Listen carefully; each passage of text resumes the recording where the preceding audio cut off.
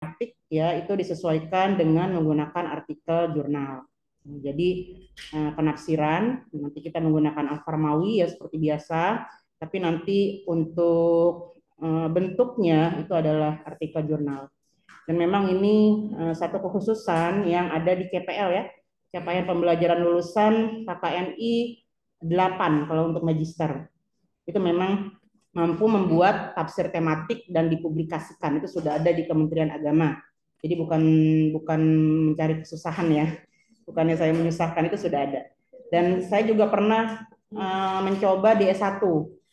Jadi saya minta juga di S1 untuk membuat, ternyata mereka nggak bisa. Dan ternyata memang di CPL-nya tidak ada. Nah, jadi memang ini adalah kekhususan yang dibebankan kepada Bapak Ibu, bukan hanya di IKI ya, tapi dari CPL, capaian pembelajaran lulusan yang harus dikuasai magister itu adalah mampu membuat tafsir tematik yang dipublikasikan di jurnal nasional. Oke. Nah, belum. Tadi saya sudah kirim ya ke Bu siapa Nur Aziza ya. Sudah di-share ya, supaya nggak buang waktu kita lihat. Ini kita tafsir tematik dulu ya. Oke, di slide yang kedua itu ada rencana pembelajaran semester. Bisa dilihat ya di HP ya. Rencana pembelajaran semester. Ini ada CPL Prodi, capaian pembelajaran mata kuliah. Nah, kemudian ini ada mata kuliah tafsir tematik. Memang di sini sebenarnya ada prasyarat ya. Tafsir tematik ini sudah dipelajari kalau sudah mempelajari ulumul Quran. Sudah kan ya di semester berapa? Semester 1 sudah. Kalau metodologi penelitian tafsir sudah juga kan? Nah, berarti ini sudah mencukupi syarat. Kalau qawaidut tafsir sudah juga. Oke, berarti kita bisa lanjut ya.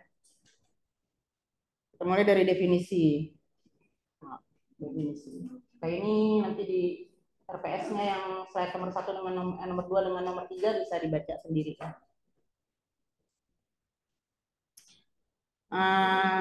Ini flashback saja. Flashback tentang metode tafsir tematik. Apa itu metode? Metode itu bermakna torikat atau manhaj atau jalan, sedangkan tafsir itu sudah diketahui ya, artinya al-kashfu atau yang membuka, al-bayan menjelaskan.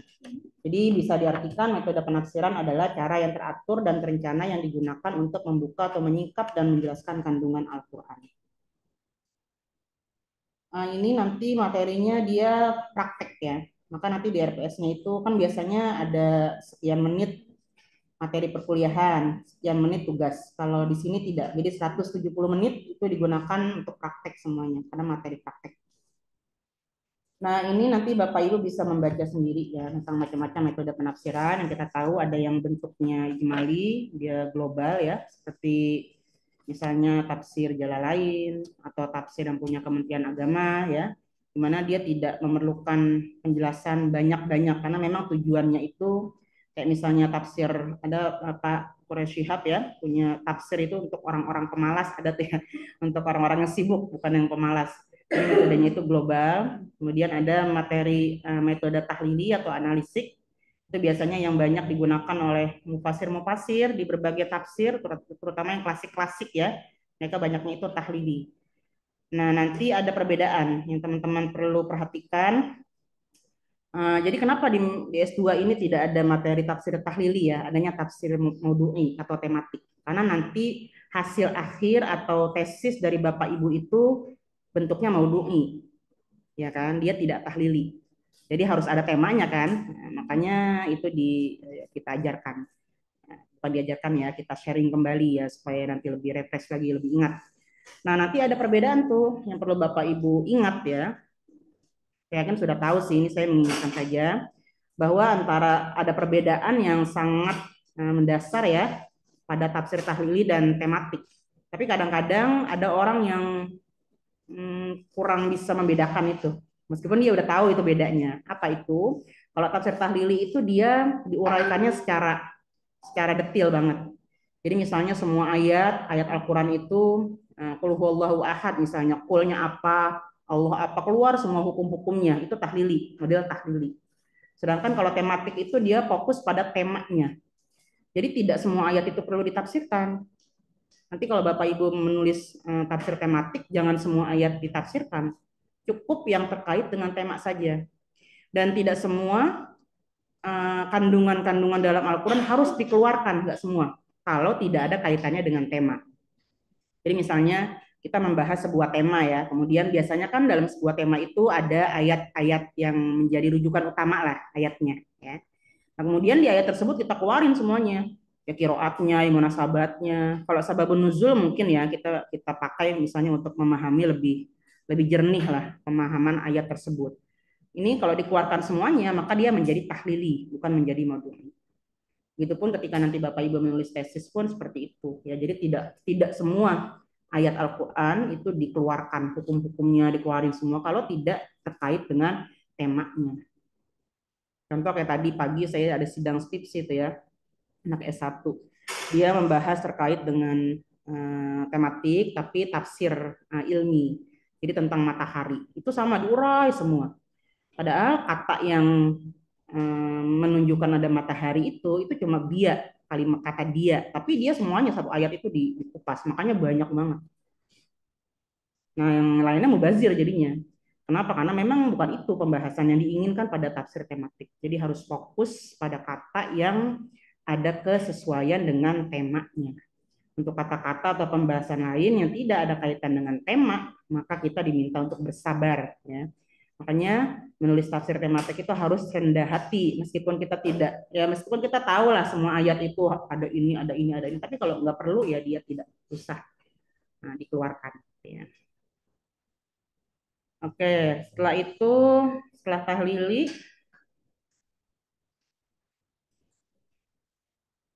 ini ada lanjutannya. Ya, muqaranah, komparasi.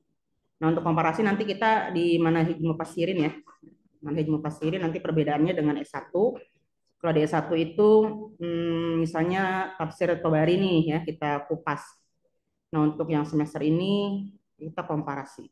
Nah, pertanyaannya semester 1 sudah belajar studi mushaf ya? Ada nggak studi tafsir ada? Yang tentang kitab-kitab sudah ada materi itu. Kalau semester yang 3 sekarang nih, dulu saya di jadi ketika saya udah jelasin, Ibu, itu kan udah katanya di semester lalu, saya bilang, mestinya kok ngomong dari tadi, saya kan kurang tahu ya. Mungkin karena kemarin sudah peninjauan kurikulum kita. Nah, tapi untuk membedakan yang dengan S1, nanti kita akan komparasi. Komparasi misalnya untuk yang klasik dengan klasik, untuk yang Syiah dengan Syiah, ya, sehingga nanti ada perbedaannya. Oke, jadi kalau mau corona itu dia membandingkan ya. Ini sebenarnya membandingkan ini wilayahnya S2, karena dia analisis. Jadi kalau yang di apa namanya taksonomi Bloom itu ya, itu kan ada tuh mengetahui, memahami gitu ya, menganalisis. Nah, cara menganalisis diantaranya adalah dengan membandingkan antara satu dengan yang lain. Itu ranahnya S2, untuk S2. Maka nanti ketika Bapak Ibu misalnya menulis tesis komparasi itu sebenarnya sudah S2. Ya pasti bedalah dengan yang S1. Kalau S1 paling dia hanya ditulis semuanya. Kalau S2 itu pasti ada analisisnya. Misalnya kalau yang kitab Ulumul Quran itu ya, yang paling bagus kita contoh untuk komparasi itu Al-Itqan, punyanya Imam As-Suyuti. Nah, di kitab Al-Itqan ini As-Suyuti dia punya satu kekhususan ya, kekhasan, di mana beliau ini setiap kali menjelaskan sesuatu itu biasanya akan menyebutkan pendapat-pendapat, pendapat A, pendapat B. Misalnya ayat yang turun pada waktu siang, ayat yang turun pada waktu malam, kan ada perbedaan pendapat. Pendapatnya semuanya disebutin dengan menggunakan riwayat-riwayat. Setelah itu biasanya ada kesimpulannya itu, kultu, aku berkata. Nah itu kesimpulan dari Imam Suyuti, dari pendapat-pendapat yang sudah dia uraikan. Itu pendapat yang namanya pendapat itu kalau komparasi ya, itu jangan sama. Pasti kan pendapat yang A, pendapat yang B. Pendapat yang A ya siapa aja imamnya. Biasanya dia akan menyebutkan menurut ini disebutin imam-imamnya apa. Kemudian menurut yang B disebutin imam-imamnya apa, dalilnya apa. Setelah itu kesimpulan dari beliau dari Imam Asyuti apa. Misalnya dia memilih pendapat yang pertama, itu nanti akan dikuatkan lagi. Nah, pendapat dia dikuatkan oleh si A, si B, si C. Itu ulama dulu ya. Tapi sebenarnya cara berpikirnya itu sudah Scopus banget. Scopus itu seperti itu. Jadi mereka mintanya itu yang seperti itu, yang ada analisis-analisis. Nanti kalau Bapak Ibu menganalisa, ya gunakanlah cara seperti itu. Jangan ketika menulis tesis itu, ini saya mohon maaf ya, kalau saya sebut-sebut tesis, karena memang kan hasil akhir dari, sebenarnya kan materi-materi yang Bapak Ibu terima itu kan nanti akan mendukung hasil akhir ya, yaitu tesis itu. Jadi jangan misalnya ketika menulis tesis itu, seperti orang sedang berceramah, atau hasil dari ngerokok gitu ya, bayang-bayangin, ini kayaknya ini dah relevansinya, tulis. Nggak seperti itu, analisa nggak seperti itu. Harus ada pendapat-pendapat, kita pilih yang mana, kemudian pendapat kita dikuatkan oleh pendapat siapa. Itu baru namanya analisa. Jadi bukannya penjabaran dari bahasa kita sendiri ya. Itu namanya ceramah agama. Makanya kalau ditanya, ini dari mana hasil apa namanya relevansinya, analisanya? Ya itu Bu, dari saya loh, kok dari Bapak sih? Harusnya ada. Nah, terakhir ini tematik. Ini adalah materi yang akan kita satu semester ya, ada 12 tema. Nanti Bapak Ibu silakan disebarkan, silakan dipilih. Yang penting jangan ada yang sama. Dari kata wadoa, maudu, artinya pokok pembicaraan. Jadi dia itu intinya harus ada tema. Tema intinya apa? Nah, nanti dari tema inti ada sub-sub temanya. Ya. Makanya disebutnya tematik. Oke, ini akan kita gunakan tetap ya, sebagaimana yang di S1, Al-Farmawi. Karena memang lebih paling gampang. Dan kalaupun yang sekarang kontemporer ini juga mereka banyak mengacu pada ini, Al-Farmawi ini. Nah, bagaimana langkah-langkah kita dalam menulis nanti tafsir tematik? Karena tafsir tematik itu tafsir bukan sih? Kita menulis tafsir nih, makalah tafsir tematik itu tafsir bukan? Tafsir kan? Jadi Bapak Ibu sudah berlatih untuk menulis tafsir. Dengan mesti tafsir itu seperti Taqur Syihab. Jadi meskipun dia itu bentuknya, selama dia itu memenuhi kaidah-kaidahnya sudah disebut sebagai tafsir. Memang kalau nanti kita menulis tesis itu dia harus ada sih, misalnya orang yang kita tulis atau buku yang kita tulis itu atau yang jadikan rujukan utama memang terkenal ya. Jangan ujuk-ujuk Bu Ade misalkan nggak terkenal. Jadi ya harus orang-orang yang seperti Pak Quraisy ya, memang karena kan itu unsur prodiannya harus terlihat di situ. Tapi bukan berarti ketika kita nulis ini yang nggak bisa dikatakan tafsir, bisa dikatakan tafsir. Makanya nanti ada pakem-pakem yang harus dipenuhi. Pertama itu adalah temanya ditentukan, masalah yang akan dibahas itu apa. Kemudian setelah itu menghimpun ayat-ayat Al-Quran.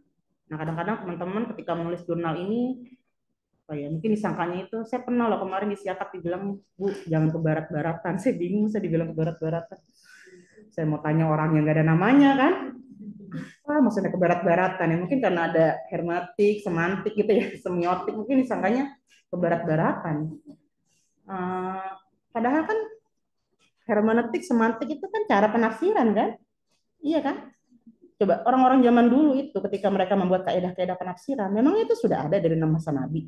Kan enggak kan? Jadi mereka membuat cara atau membuat metode bagaimana ketika kita menafsirkan itu enggak tadi tuh enggak bengong, tiba-tiba udah ini kali.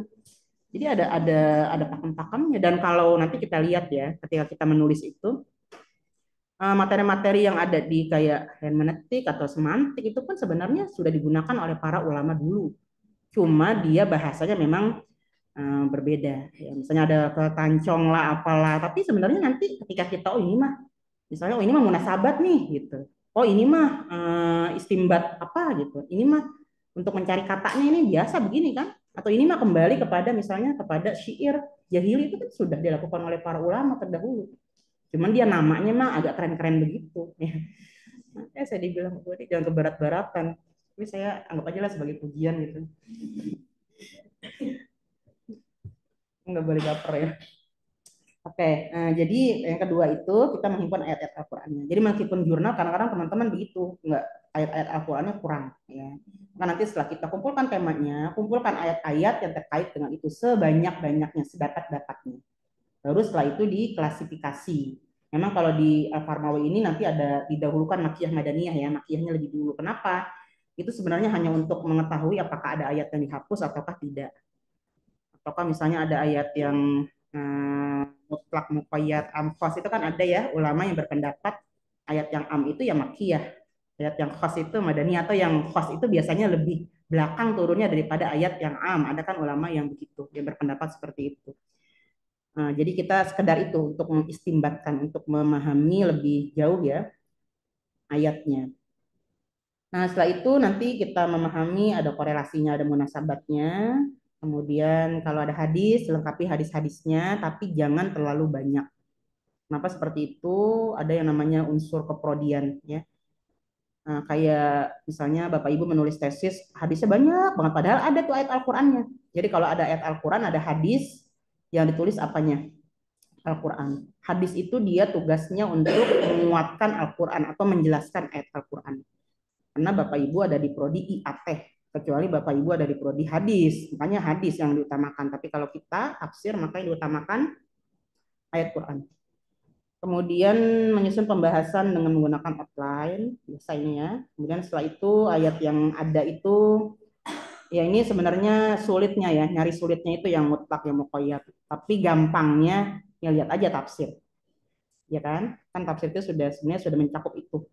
Jadi tafsir dari beberapa tafsir-tafsir itu nanti bisa dilihat. Nah, itu sudah dibuat kesimpulan. Nah, ini kelebihan dan kelemahan tafsir tematik, Bapak Ibu bisa baca sendiri. Setelah itu ini corak-corak tafsir juga bisa dibaca sendiri. Ya. Nah, kita lanjut yang ke merah putih ini, merah putih.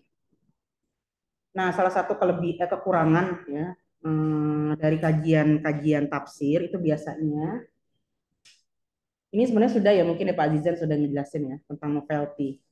Jadi kadang-kadang itu ketika menulis kita ya orang tafsir itu kurang kreatif mungkin ya. Mencari novelty-nya, mencari apa sih yang belum dibahas sehingga misalnya lagi-lagi kalau nyari tema itu cinta di dalam Al-Qur'an, air di dalam Al-Qur'an, apa patah hati di dalam Al-Qur'an, pokoknya apa-apa di dalam Al-Qur'an. Itu sebabnya sejak mungkin 4 tahun lalu ya, saya sebenarnya sudah cukup lama memegang materi tafsir tematik ini. Nah, saya mengajar di sini dari 2013. Jadi sudah tuir lah ya, sejak zamannya Bu Prof. Huzaimah. Ya dulu direkturnya masih Pak Munib. Ya, di 2013. Jadi sudah dari sejak itu saya sudah pegang tafsir tematik. Nah dulu ya awal-awal itu waktu saya masih polos banget ya jadi dosen, saya di prank terus, di prank. Jadi tema tafsir tematik itu selalu tema sebagaimana pada umumnya lah ya. Jadi saya pertama itu saya coba saya bebaskan buat tema. Nanti temanya bebas gitu ya, nanti kita bahas. Lah ternyata saya kan pelajarannya habis Bu Prof gitu ya, Prof Huzaimah. Dulu kan tafsir akam itu Prof Huzaimah. Lah Prof Huzaimah itu kan ngajarnya ada makalahnya ya. Lah kagak diganti sampai itu. Jadi pendahuluannya itu pada apa namanya dosen pengampu Prof Huzaimah Tahidoyango, kata saya tega banget sih. Jadi saya dikasih makalah sisa. Terus saya oh gitu ya kata saya. Akhirnya saya ganti tuh temanya dari saya. Pas temanya dari saya ternyata nah ini kok sama banget sama ada yang di apa makalah yang ada di internet gitu ya. Akhirnya saya mulailah tuh ya. Itu waktu masih polos ya. Sekarang saya udah ya kalau dibelutin kita belut lagi ya. Sudah beberapa kali ganti pendekatan. Misalnya dulu itu tema dari saya tapi ditentukan ya. Nah, ininya apa. Nah, sekarang ini sudah beberapa tahun ya kita menggunakan pendekatan atau teori. Jadi nanti misalnya untuk tamanya awalnya dari saya, tapi ternyata memberatkan kata jadi saya bebaskan. Tapi nanti harus menggunakan pendekatan-pendekatan yang ada di dalam tafsir. Dan itu nanti saya turnitin. Sehingga kalau nanti Bapak Ibu ketahuan yang menyontek jurnal ya, itu tidak ada nilainya, saya kembalikan, saya ulangi. Jadi udahlah ya, masa saya dikadalin terus. Nah, ini seperti ini contoh ya. Nah, artinya di dalam penulisan tafsir pun kita harus mencari novelty ya, mencari apa sih tema yang belum banyak orang. Kenapa? Karena nanti kan hasil akhirnya itu kan ada pada jurnal, ya kan? Jadi kalau Bapak Ibu sudah jurnalnya itu sudah pernah di-upload sama orang atau nyontek, ya pastilah nggak akan bisa diterima karena nanti ada Turnitin. Nah, ini saya contoh ya, ini penelitian saya terkait dengan baby blues. Jadi sebenarnya kalau kita ngelihat di tema-tema ya, itu sebenarnya banyak fenomenologi ada kan ya pendekatan fenomenologi, fenomena-fenomena yang mungkin orang mikirnya itu oh ini mah nggak Qurani banget gitu ya, tapi sebenarnya bisa. bisa kita gali untuk dijadikan sebuah tema dalam pembahasan tafsir. Kenapa? Karena kan kita meyakini bahwa Al-Quran itu adalah jawaban dari seluruh permasalahan, tergantung kitanya. Nah, seperti misalnya saya pernah meneliti tentang sindrom baby blues. Nah, ini terinspirasi dari teman saya. Jadi waktu saya kuliah dulu, ya, saya punya teman, dia ada masalah sama suami. Jadi dia kena baby blues. Baby blues itu kalau bapak-bapak belum tahu ya, kalau udah punya istri mungkin tahu ya. Itu setelah melahirkan perempuan itu agak-agak agak-agak lah ya. Kenapa seperti itu? Ya karena hormon. Nah, jadi teman saya itu dia pernah tuh karena suaminya itu keras ya, orangnya keras. Jadi dia naik ke atas gedung KBRI itu ya, dia mau lompat. Nah, karena kita udah keseringan dia drama-drama begitu ya, kita biarin aja udah Kak, kalau lompat lompat aja, ada sampai yang bilang begitu. Itu waktu itu tinggal kita sama anak PCI, PCNU. Jadi kata anak-anak NU, udah katanya Kak, kalau turun lompat lompat aja lah kau gitu ya. Itu kalau orang Medan tuh. Enggak ada orang Medan di sini kan ya. Akhirnya dia turun tuh benar, tapi turunnya enggak juga. Dia turun ngapain ngambil anaknya. Nah, dia naik sama anaknya, akhirnya kita kejar kan. Jadi sebenarnya sih dia butuh perhatian mungkin ya. Itu saya dulu nggak paham. Itu sampai anaknya itu uh, direndam di air, sampai kejadian kayak begitu. Jadi anaknya nangis, kita ngapain kan pas kita buka pintunya nggak taunya pintu kamar mandi direndam di air. Nah, itu sindrom baby blues. Nah, untuk memahami itu saya tuh sampai ada ikut relawan Mother Hope Indonesia. Nanti bisa teman-teman browsing tuh ya, Mother Hope Indonesia. Memang dia di bidang itu, di bidang baby blues, dan saya cari ayatnya. Nah, dari pembahasan-pembahasan tersebut ya, ini ada sampai ada dua sebenarnya jurnal yang sudah keluar dua ya. Yang pertama itu sindrom baby blues, pesan-pesan dan penanganannya dalam Al-Quran. Ini yang diterbitkan di jurnal kita, di jurnal Mishkat. Jadi ayat-ayat Al-Qur'annya lah isinya tuh, ayat-ayat Al-Qur'an terkait dengan sindrom baby blues ya, bahwa memang ada perintah agama itu untuk mengayomi perempuan yang sudah melahirkan. Yang di surat Al-Baqarah, wal walidatu yurdi'na auladahunna. Nah, kemudian kan ada tuh ya, walal mauludi lahu rizquhunna wa kiswatuhunna bil ma'ruf. Jadi rizkinya, makannya diperhatikan, pakaiannya dengan cara yang sesuai lah dengan budaya. Kalau orang Indonesia kan nggak kayak orang Arab ya. Artinya kita kalau perempuan Indonesia itu harusnya dilembuti, ya, mau makan apa, mau apa, kan mesti begitu. Atau misalnya kisah Maryam. Maryamnya itu juga apa namanya bisa kita jadikan dalil dalam sindrom baby blues ini. Nah, jadi yang jurnal pertama itu tentang dalil-dalilnya tuh, ya. Nah, yang kedua, yang jurnal yang kedua yang di Bitu ini itu sudah ke living Qurannya. Jadi temanya sama tuh, temanya tentang sindrom baby blues, nggak ngapa-ngapain lagi saya, tapi itu bisa dapat dua. Dari berbeda apanya? Dari berbeda pendekatannya. Kalau yang pertama pendekatannya dia library research ya. Nah, yang kedua ini living Quran. Jadi waktu itu saya datangi ada dua inilah ya, dua narasumber, dua-duanya sindrom baby blues itu ketika saya masih di Mother Hope kan hanya setahun relawan. Yang satu itu ustadz, yang satu suaminya. Yang satunya enggak, tapi dia tahu agama lah. Nah, kalau yang ustadz ini justru ya saya nggak tahu kenapa ya. Justru yang ustadz ini itu lebih keras loh. Dia tuh ini paling dalilmu sama dia. Lah kan istri memang kewajibannya. Suami kan memang cari nafkah katanya itu. Padahal saya dipanggilnya ustazah, jadi ustazah tapi digalak banget. Nah, akhirnya saya jelaskan itu ya ayat-ayatnya. Tapi setelah dia dijelasin, dia mau berubah. Yo yo oke katanya saya. Tapi sebenarnya dia masih kekeh itu kalau tugas istri itu adalah itu untuk memang itu tugas istri ya. Saya sampai lah kan tugas istri itu memang apa gitu. Di dalam Al-Qur'an kan ar-rijalu qawwamuna 'alan nisa'i bima faddala ba'dhum 'ala ba'dhin wa bima anfaqu min amwalihim kan. Berarti nafkah itu apa Pak? Nafkah makan. Berarti yang mestinya masak itu siapa? Bapak dong saya bilang gitu. Iya kan? Istri ngapain? Makan, ya enggak?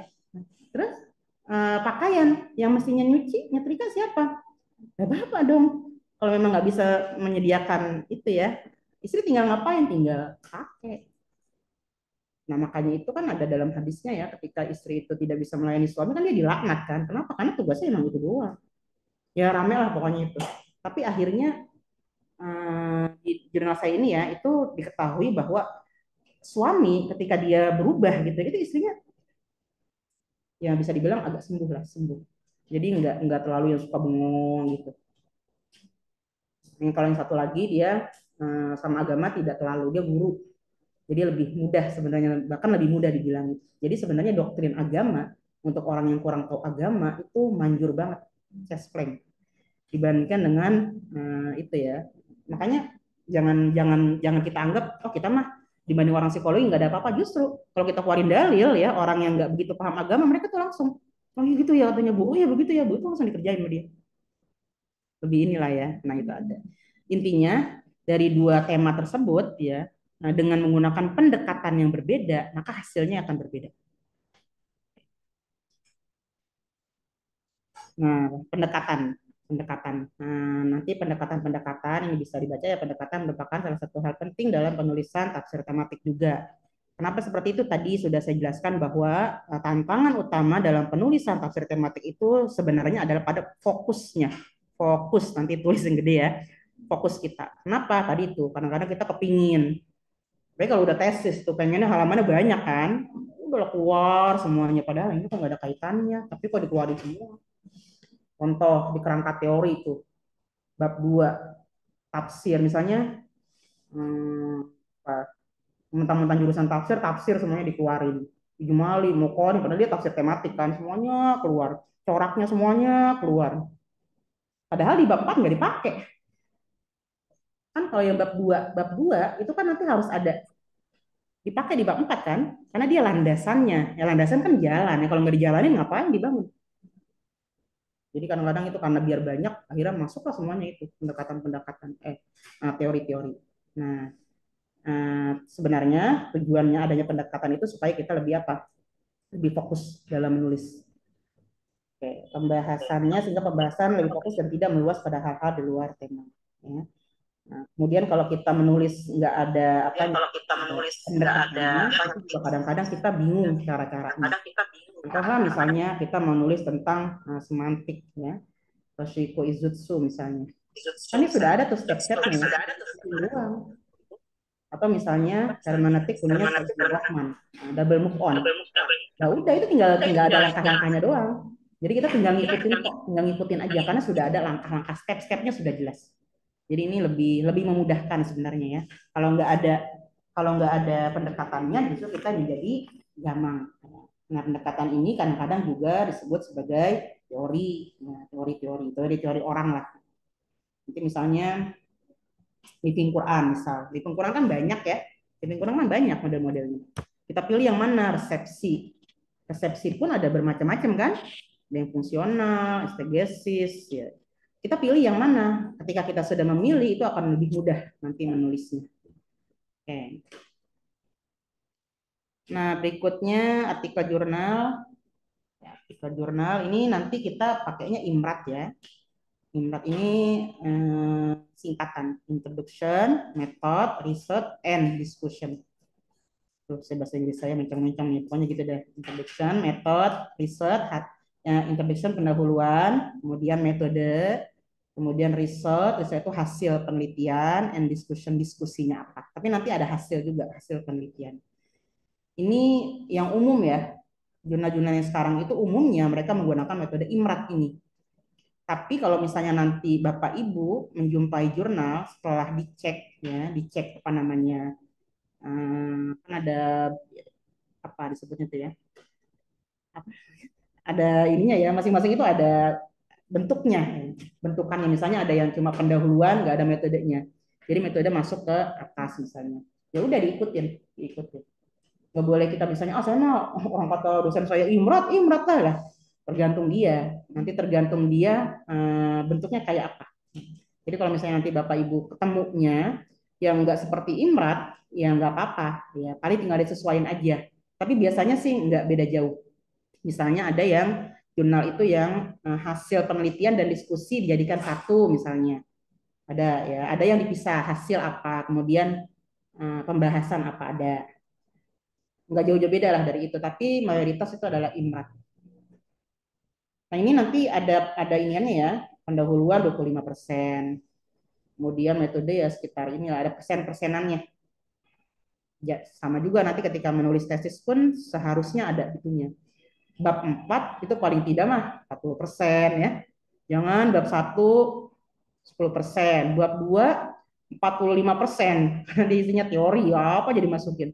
Bab 3 dikit misalnya, karena misalnya lapangannya aja, giliran bab 4 5 halaman, nah itu mah apa. Ya. Mestinya ya bab 4 itu yang paling banyak, karena di hasil penelitian. Oke. Nah, seterusnya, nah ini beberapa jurnal yang sudah terbit ya, hasil dari materi kita, tafsir tematik. Ini siapa nih? Pak Takiudin ini. Ini Sinta 4 ini. Eh, ya Sinta 4. Ada tuh ya. Sinta 4 yang orange ya. Ini kalau nggak salah sekarang semester 4 ya. Di atas Pak Agus ini. Nah, kemudian yang kedua ini At-Tadabur, ini di Al-Hidayah Bogor. Kalau nggak salah ini Sinta 3 kalau 4. Kalau nggak 4 ya. Ini yang kemarin nih. Nah, yang terakhir ini saya lupa. Ini mungkin belum ya, belum Sinta. Tapi sudah terbit juga. Artinya apa? Sudah oke lah ya. Karena sudah banyak yang terbit. Ada beberapa yang sudah diterima tapi belum diterbitkan, tadi saya cek.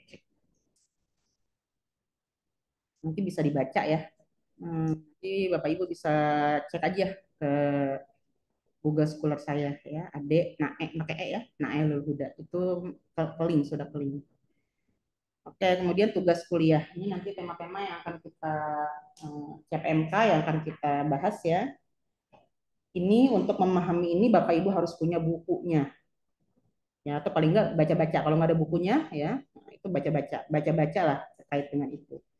Kayak misalnya Wasfi Asyur ya, ya harus ada bukunya. Kalau mau dicariin contoh-contohnya misalnya ada dalam tafsir At-Tahrir wa Tanwir. Ini berbeda orangnya ya, berbeda. Antara Tahir Asyur dengan Wasfi Asyur ini ada bukunya. Kemudian Qiraah Mubadalah misalnya Fakhruddin Abdul Qadir. Temanya apa? Terserah. Yang penting pendekatannya Qiraah Mubadalah. Dan berdasarkan yang sudah-sudah ya, ketika disebutkan pendekatannya itu biasanya lebih mudah diterima oleh jurnal. Jadi misalnya kayak yang ini, yang riba ya, riba dan bunga bank dalam hermeneutika Al-Quran, analisis double movement teori. Jadi lebih lebih gampang lah, lebih gampang diterima ya. Nanti teman-teman ini dibagi ya, oke, dibagi, tapi tolong apa namanya ya, jangan ini ada berapa orang? 33, oke lah segitu ya, bagi 12 ada yang bertiga berarti ya, ya bertiga berempat ya. Kalau tahun lalu itu karena digabung dia 1 2 semester, saya cuma dapat 1 jam. Akhirnya banyak orangnya ya. Tahun sebelumnya itu cuma berdua. Tapi kalau berdua berat ya bertiga lah. Tapi jangan ada yang nebeng doang ya. Jangan ada yang nebeng doang. Itu ada zolim namanya. Dan zolim terus saya kena prank juga tuh ya. Tapi nanti harus ada apa namanya? Bagi yang menulisnya itu lebih banyak, itu harus ditulis di tempat pertama. Jadi dalam penulisan jurnal, tempat pertama itu dia sekitar 60%. Jadi yang penulis kedua, ketiga, dan seterusnya itu sisanya. Jadi adalah mungkin yang lebih berkeringat dikit ya, lebih berkeringat ya oke lah. Ditaruh di tempat yang pertama.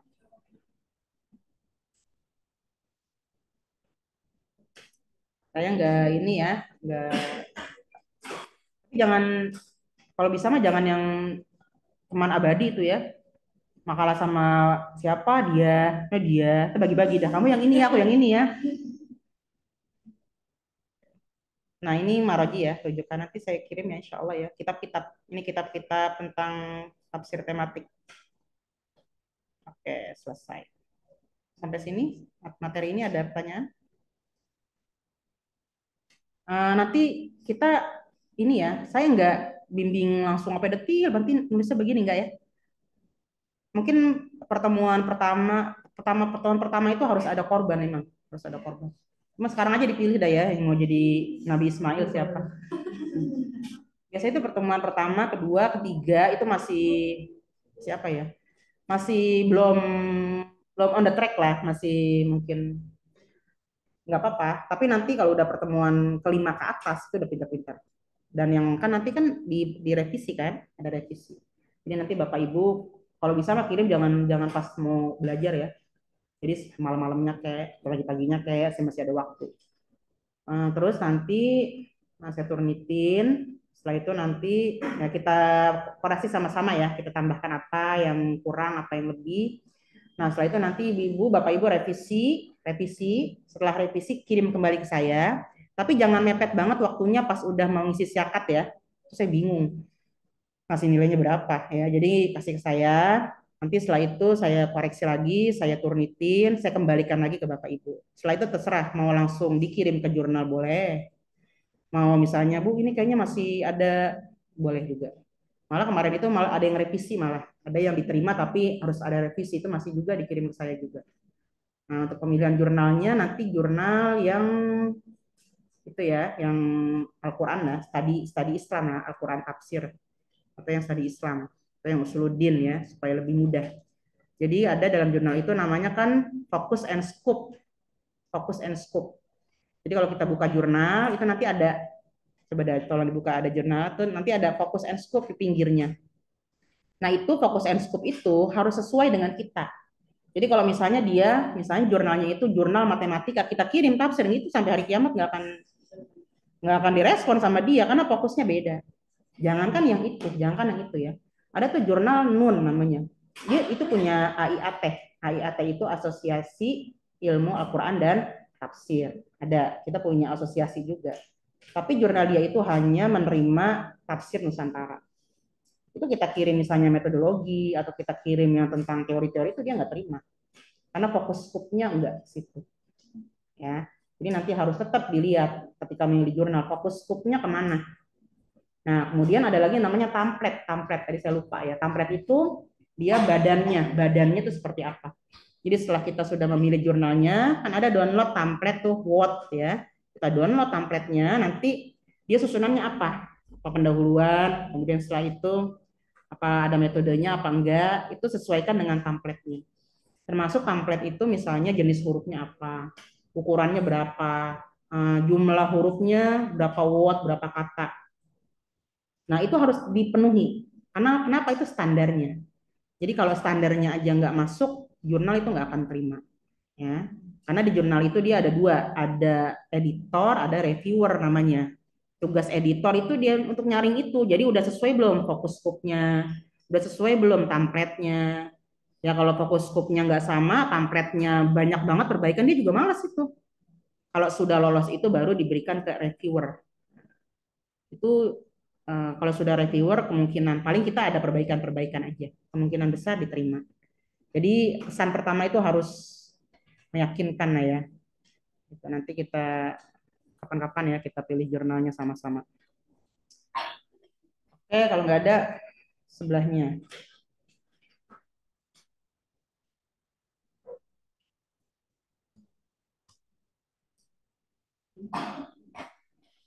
Materi manahij mufassirin.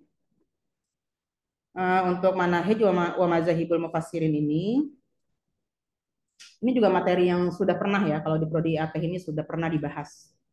Nah, untuk Bapak Ibu yang bukan Prodi IAT S1-nya memang harus bekerja keras ya, karena kan menyesuaikan.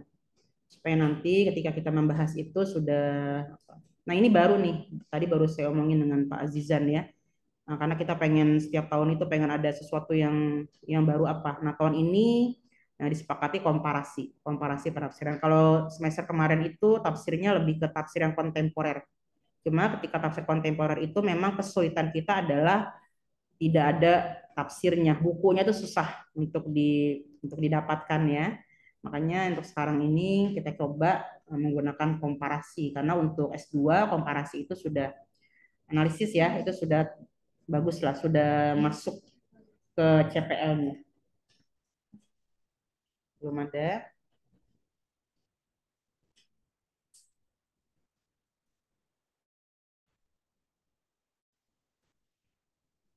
Nah, untuk manhaj mufassirin itu juga Bapak Ibu yang akan menyiapkan materinya.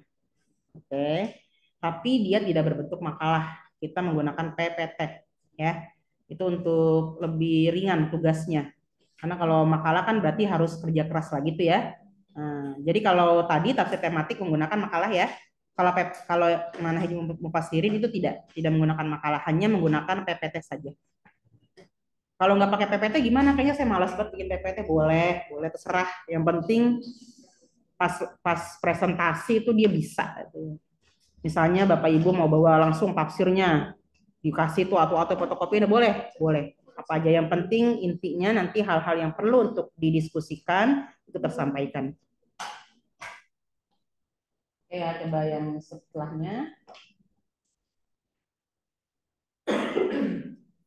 Ini metodenya demonstrasi dan diskusi ya. Nah, ini Bapak Ibu bisa lihat. Ini klasifikasi kitab ya. Ada periodisasinya, kemudian karakteristiknya, metodenya seperti apa, mazhab. Ini C ini taksonomi belumnya ya. Nah, tingkat kesulitannya C3, C4. Kalau S1 itu C1, C2. Kalau yang dokter dia lebih lagi. Oke. Setelahnya ini dibaca sendiri aja lah. Ini saya ambil dari bukunya Tafsir wal Mufassirun. Jadi Bapak Ibu bisa baca di rumah ya.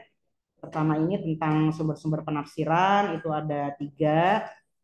Kemudian penafsiran pada masa sahabat, kemudian penafsiran pada masa pembukuan, karena nanti ada periodisasi tafsir ya, periode. Jadi ada yang klasik, ada yang kontemporer. Memang ada yang membaginya itu klasik, kemudian modern, kemudian kontemporer. Ini tidak saya ulangi. Kemudian tafsir bil maksur, terus nanti dibaca di rumah ya. Tafsir bil maksur. Nah, ini juga nanti akan kita bahas ya tafsir-tafsirnya, tapi perwakilan saja. Untuk semester ini kita akan bahas tafsir punya Tobari dan Ibnu Katsir.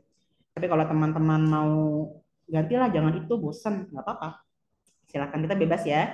Silakan, yang penting perwakilan dari tafsir klasik. Kenapa Tobari? Karena Tobari itu adalah salah satu tafsir klasik yang dia sudah, yang masih komplit ya. Dia masih ada sanadnya. Makanya bisa, kalau untuk definisi tafsir bil maksur mungkin Tobari ini yang paling sempurna lah. Karena sanadnya dia masih disebutkan. Sedangkan kalau Ibnu Katsir ini dia punya kelebihan, memang tanbihnya ada banyak peringatan, artinya sudah disaring lah ya riwayat-riwayat yang kurang kuat. Nah, tapi kekurangannya ketika itu sudah sanatnya sudah banyak yang dikurangi gitu ya. Nanti kita lihat perbedaannya apa, persamaannya apa. Misalnya mau gantilah, jangan itu, nggak apa-apa juga. Apa misalnya Baybawi. Tadinya saya mau tafsir itu, saya suka ke Baybawi dengan Jalalain. Kenapa seperti itu? Karena tafsir Baybawi dengan Jalalain ini punya kekhususan tuh, di mana dua tafsir ini digunakan oleh banyak pesantren di Indonesia. Nanti Bapak Ibu bisa lihat jurnal saya, itu ada dengan Pak Amran yang namanya. Itu tentang silsilah sanad kiroat Abdul Rauf As-Sinkili. Nah, dari hasil penelusuran yang kami lakukan, bahwa kenapa banyak pesantren di Indonesia itu dia ada menggunakan tafsir jalan lain ya, karena ada ketersambungan sanad dengan ada namanya Syekh Zakaria Al Ansori. Syekh Zakaria Al Ansori ini dia punya banyak murid orang Indonesia. Ya, seperti misalnya Yasin Al-Fadani, kemudian Kiai Munawar Prapya, itu murid-muridnya. Dan Zakaria Al-Ansori ini dia punya ketersambungan nasab dengan Jalaluddin Al-Mahalli. Jalaluddin Al-Mahalli itu guru dari Jalaluddin Suyuti. Termasuk ketersambungan sanad dengan Ibnu Hajar Al-Asqalani. Itu sebabnya kalau kita lihat kitab-kitab yang digunakan di pesantren itu kitab dari dua ulama besar tersebut ya, karena ada ketersambungan sanad. Kemudian misalnya Al-Baydawi, kalau sekarang Al-Baydawi kurang populer ya, ya kan, kalah sama Ibnu Katsir. Tapi kalau di Ma'had Ali, kebetulan saya di Atako itu ada Ma'had Ali. Ma'had Ali itu dia perkuliahan, tapi dia khususnya membahas kitab. Jadi kitab-kitab yang digunakan di sana itu Baydawi. Tadinya saya pikir kenapa Baydawi ya, kenapa enggak yang biasa Ibnu Katsir. Nah, ternyata itu ada juga ya. Jadi Baydawi itu kenapa? Kalau yang di penelitian yang kami buat itu, jadi Baydawi itu banyak menjadi rujukan para mufassir Nusantara, termasuk Sinkili misalnya. Turjuman Al-Mustafid itu bahkan merupakan ringkasan ya dari tafsir Al-Baydawi. Ada yang berpendapat begitu. Jadi dulu itu tafsir yang ngetren itu Baibawi dulu. Baibawi, Jalalain. Ibnu Katsir itu kapan sih? Ya mungkin sejak adanya PKS. Ini nggak, saya nggak ngomong ini ya partai ya. Maksudnya memang ya kan sejak banyak adanya PKS itu mulai tuh. Mungkin bukan PKS ya, Ikhwanul Muslimin mungkin. Ikhwanul Muslimin. Mulai itu banyak orang menggunakan tafsir Ibnu Katsir. Apakah bagus? Bagus, bagus kok, nggak masalah ya. Artinya itu sejarahnya kalau di Indonesia ya sebenarnya yang populer itu dua tafsir tadi tuh Baibawi, Jalalain. Tapi tadi ketika saya bikin ininya kata Pak Azizan beda itu mah katanya Baibawi dengan Jalalain itu nggak bisa dijadikan satu karena yang pertama itu dia ijmali ya, Jalalain itu ijmali dari segi karakteristik dia nggak bisa disamakan. Tapi kalau nanti teman-teman mau bahas misalnya ya Ibnu Katsir ganti ya nggak apa-apa. Pokoknya saya bebas lah ya karena kan yang mau belajar Bapak Ibu.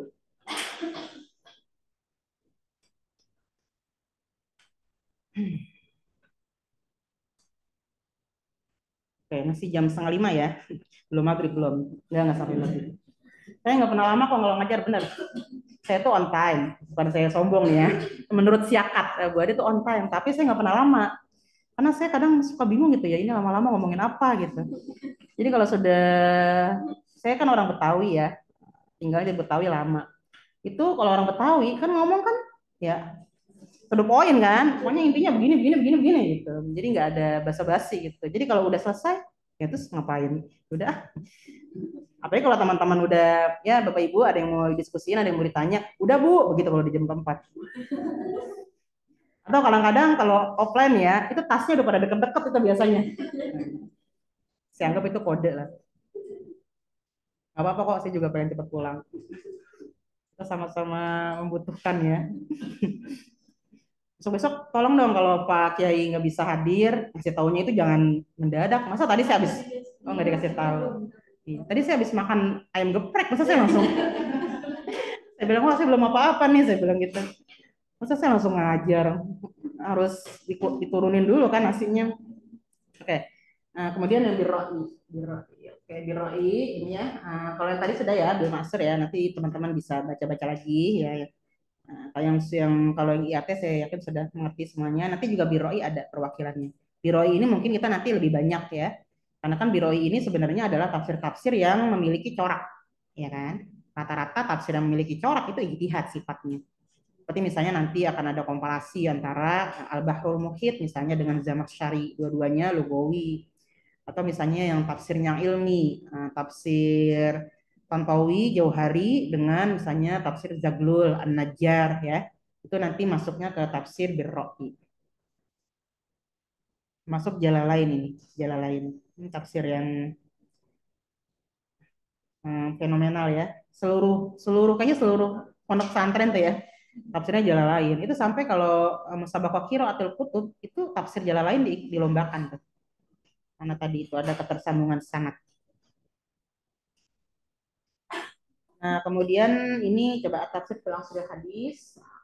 Ini yang masa kontemporer ya. Kontemporer ini ada yang membagi kontemporer itu katanya ya khusus untuk dimulai dari tahun 90-an. Jadi kan tadi ada klasifikasi ya antara kalau ada yang klasik, ada yang modern, ada yang kontemporer, ada yang klasik dengan modern saja. Nah, ada juga yang membaginya menjadi kontemporer. Jadi tafsir-tafsir yang dari 90-an sampai sekarang itu disebutnya tafsir kontemporer. Nah, ini banyak banyak. Tapi ini kalau kita yang ini yang ada di sini yang saya ambil yang dibagi dua saja ya, tafsir klasik dengan modern kontemporer. Ini juga nanti insya Allah ada perwakilannya. Kemudian mazhab-mazhab, ini semuanya ada di buku At-Tafsir wal Mufassirun ya. Mazhab-mazhab tafsir, ini juga ada, nanti bisa dibaca ciri-cirinya. Tafsir Mu'tazilah seperti apa. Nanti teman-teman begini, mungkin kalau sekarang kita cari tafsir Mu'tazilah, itu susah ya. Ada nggak tafsir Mu'tazilah? Atau orang menafsirkan Mu'tazilah? Kayaknya sih nggak ada. Gitu ya. Cuma kalau kita nanti lihat dari ciri-cirinya, ya misalnya ada ingkarul mu'tazilah lima yu'ariduhu minal ahaditsis sahihah. Jadi misalnya ada orang-orang Mu'tazilah itu dia beberapa menolak hadis-hadis yang sahih. Misalnya ada orang itu menafsirkan dia hanya teksnya saja, teks Al-Quran. Dia tidak mau menggunakan apa? Menggunakan sunnah.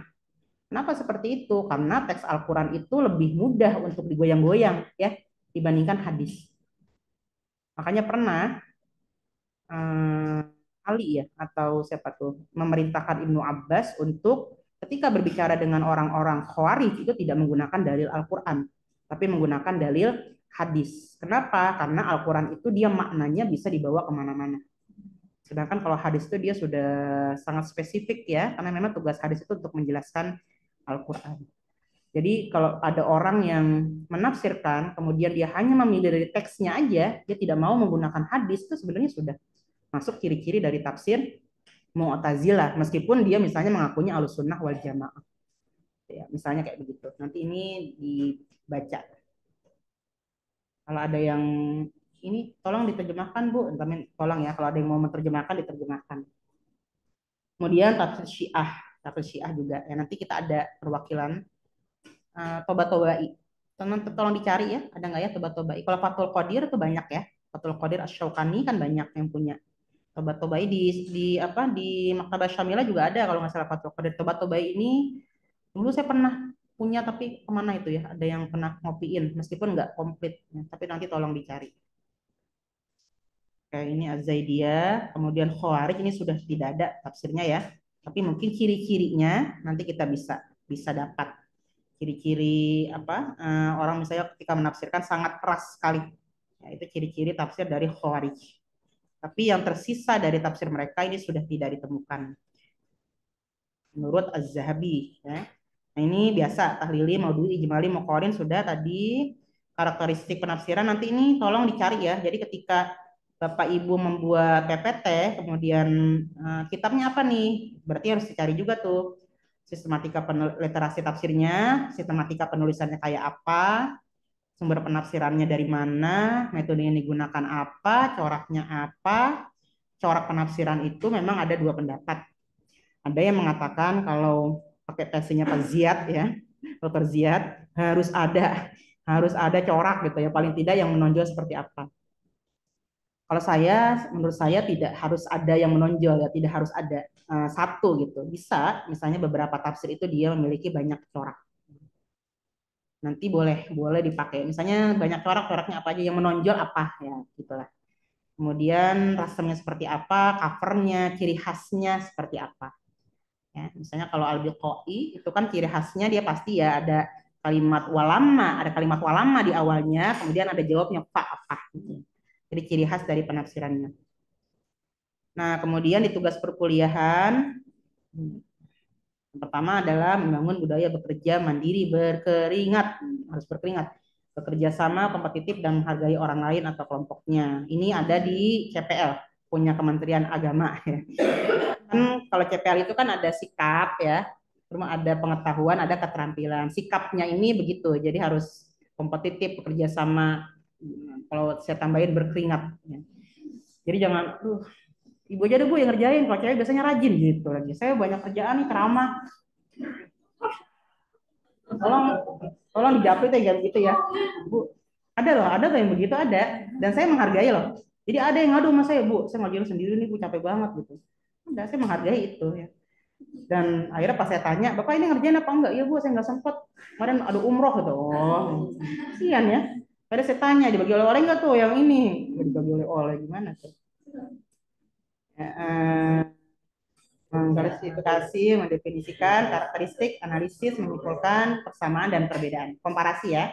Jadi kalau komparasi itu tadi yang saya jelaskan seperti Imam Asyuyuti, ya, perbedaannya apa, kesamaannya apa. Kemudian yang Bapak Ibu pilih itu yang mana? Penguatnya apa? Kayak gitu lah, komparasi. Nah, kemudian ada kritiknya. Kritik tadi analisis berarti ya, kritik berarti analisis. Jadi misalnya metodenya gimana? Apakah kan kalau tafsir-tafsir yang klasik itu biasanya metodenya agak sulit ya. Kalau kayak tafsir yang sudah kontemporer, meskipun mereka tahlili, itu biasanya sudah enak. Misalnya tafsir Al-Munir itu sudah ada tema-temanya di atasnya, ya enggak? Kalau tafsir Tobari itu lempeng lurus aja. Sampai kita baca ini sebenarnya udah ganti tema belum sih itu enggak ngeh. Kenapa? Karena dia lurus aja kan, jalan lain. Nah, contohnya begitu. Metodenya kurang kurang enak bisa dibaca sistematikanya ya. Nah, nanti itu bisa bisa dikritik. Kemudian kritik ini bukan berarti kita lebih baik ya dari mereka, nauzubillah min dzalik. Tapi paling nggak kita belajar lah untuk menganalisis ya yang menurut kita bagusnya itu gimana sistematika penulisannya. Kayak misalnya Al-Ibris dengan Al-Iqlil itu kan berbeda ya. Kalau Al-Iqlil itu sudah belajar ya tafsir Nusantara udah dengan Dr. Ziad kalau nggak salah ya. Itu nanti Al-Iqlil misalnya ada tanda bunga-bunga apa gitu ya. Jadi ada macam-macamnya. Jadi kalau jadi ada karakteristik lah yang membedakan dia dengan tafsir yang lainnya. Misalnya tafsir Al-Jawahir, tafsir ilmi, itu dia ada apa foto-foto ya kayak ilmu kedokteran. Kayak gitulah karakteristik tematika penulisan. Kemudian kalau sanatnya seperti apa? Karena kan kita sudah belajar ya bahwa di antara salah satu yang melemahkan penafsiran adalah terputusnya sanad, adanya apa? Israiliyat, ya, kemudian adanya pengaruh mazhab. Seperti misalnya, kenapa tafsir Al-Qurtubi tafsir ahkam yang banyak digunakan. Selain karena lengkap, Qurtubi ini termasuk imam mazhab yang tidak ta'assub. Ya. Jadi dia tidak menjelekkan mazhab lain ketika misalnya pilihan fikihnya itu beda dengan mazhabnya. Bahkan kadang-kadang dia membela mazhab yang tidak semazhab dengan dia.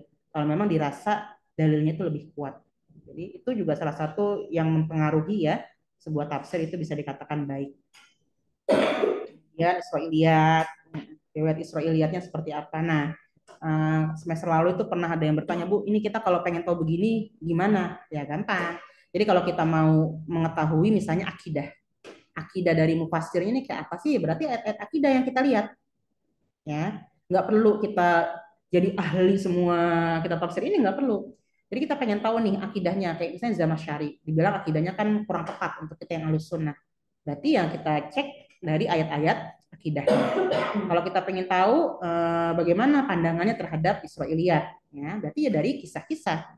Ketika dia menafsirkan kisah-kisah, bagaimana? Apakah masuk semua tuh penafsiran Israiliyat? Apakah misalnya dia cukup cukup teliti ya seperti Ibnu Katsir atau ada tanbihnya, ada peringatannya, atau bahkan memilih untuk tidak menceritakan seperti Pak Quraisy Shihab.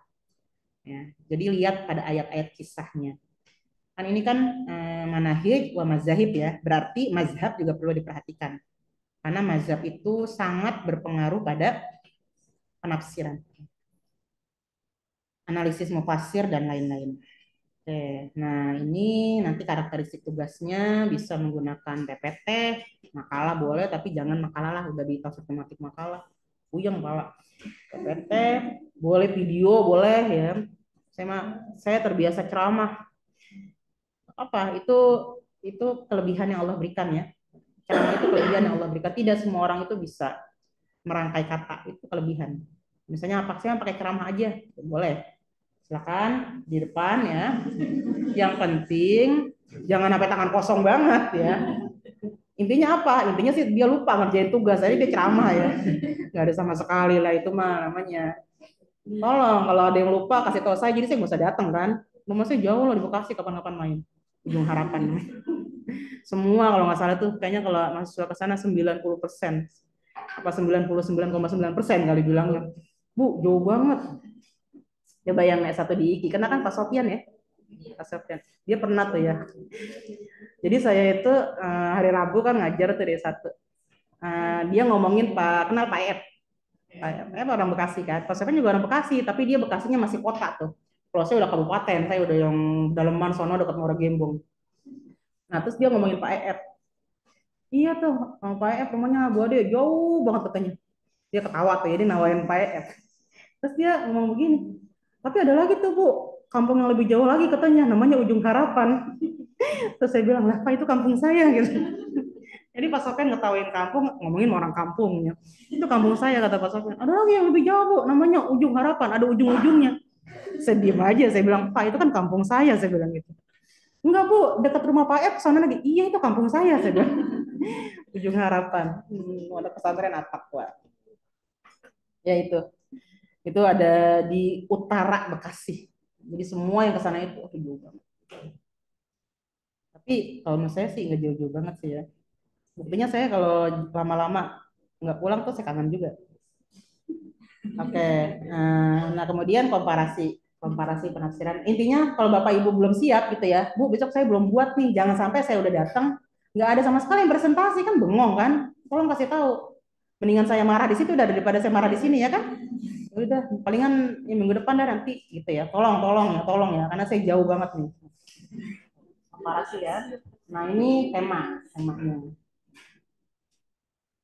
Ini Tobari dan Ibnu Katsir, ini perwakilan klasik. Tapi ini masih terbuka ya. Kalau masih misalnya saya nggak mau gitu, nggak apa-apa.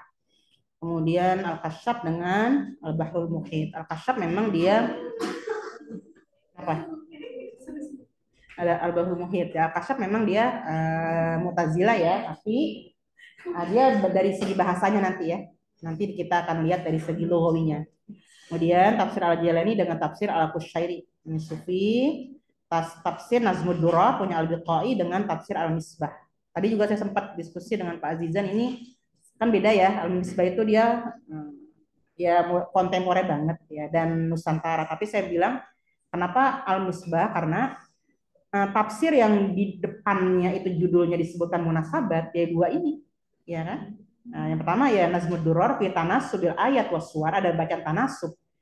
Kalau Pak Quraisy kan pesan-pesan dan keserasian. Keserasian itu munasabat. Jadi nanti munasabatnya yang dilihat ya. Jawahir dengan tafsir Zaglul An-Najjar. Sebenarnya Zaglul ini pun ada yang mengatakan ini bukan tafsir ini karena dia tidak runut gitu ya, tidak banget ini. Tapi ketika selama dia Al-Quran, hadis sesuai dengan ininya itu bisa dikatakan tafsir. Sesuai dengan fondasinya itu bisa dikatakan tafsir. Kemudian Al-Jabiri dengan tafsir Izzat Darwazah, ini yang tartib nuzuli ya.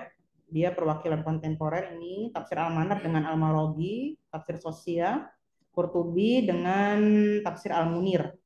Ini mungkin agak dia tafsir ahkam ya, sama-sama ahkam. Meskipun nanti akan kita lihat kalau Qurtubi dia kan klasik ya. Nah, sedang Al-Munir ini adalah kontemporer ya. Apa nih? Apa nih membedakan ahkam yang klasik dengan yang kontemporer? Kemudian Syiah ini Fatwa Qadir dengan Toba-Tobai. Nanti tolong yang dapat ini cek dulu kitabnya. Ya, jangan kalau nggak ada kitabnya lebih baik diganti ya. Karena nanti kita kalau bisa sih kita langsung merujuk ke kitabnya. Meskipun ya tidak apa-apa kalau Bapak Ibu misalnya mau pakai lihat dari jurnal-jurnal dari mana-mana lebih gampang ya. Tapi kalau amanat ilmiah yang ada di depan ya sesuai dengan di IIKI ini ya kita akan usahakan untuk merujuk ke sumber yang aslinya. Supaya nanti Bapak Ibu bisa mengenal lah. Paling nggak nanti kita buka lah itu tafsirnya kayak apa. Jadi nggak hanya dengar namanya aja. Kemudian perwakilan Nusantara ini Al-Idris dengan Al-Iqil. Tolong perbedaannya apa, persamaannya apa, ini sama-sama tafsir Jawa. Ya. Oke, selamat berkeringat. Ingat, Anda adalah calon master dalam bidang tafsir. Tolong ya. Dibedakan dengan S1.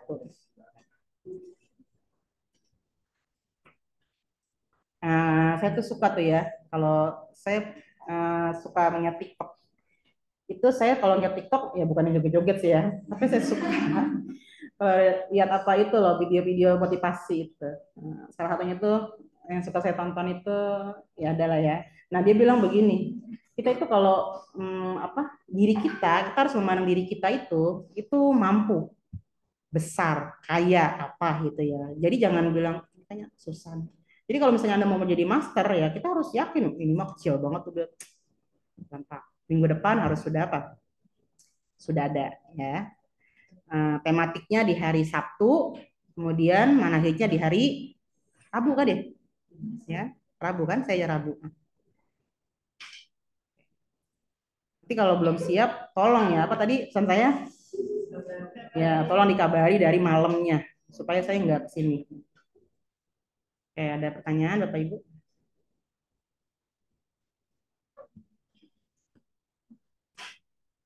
Nggak ada pertanyaan. Jumlah halamannya untuk yang PPT itu bebas ya, sesuai dengan kebutuhan. Kalau untuk yang jurnal itu minimal 12 halaman ya, jurnal. Iya, malah malah sebenarnya 12 itu sedikit loh. 12 sedikit. Ada yang di rata-rata itu kan 7.000 karakter. 7.000, 7.000-an, 7.000 karakter lah. Kalau kalau 12 halaman itu dia paling cuma 5.000 ya. Ya minimal 12. Tapi kalau lebih dari itu ya boleh. Nanti ya definisi, jangan lupa ya. Definisi nanti dilihat aja, dilihat jurnal-jurnal yang sudah ada. Oke. Ya, tidak ada pertanyaan. Nomor telepon saya udah ada ya.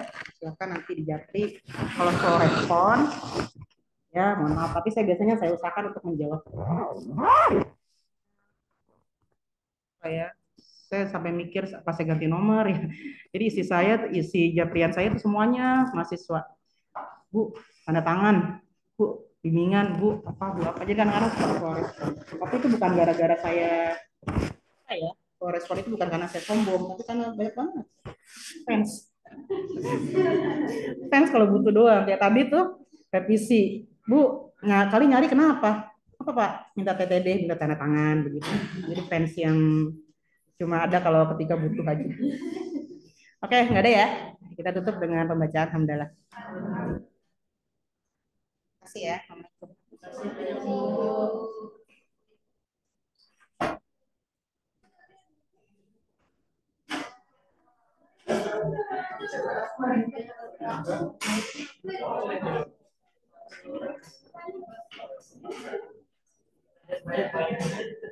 Mbak Mutmainah ada fotoin nggak?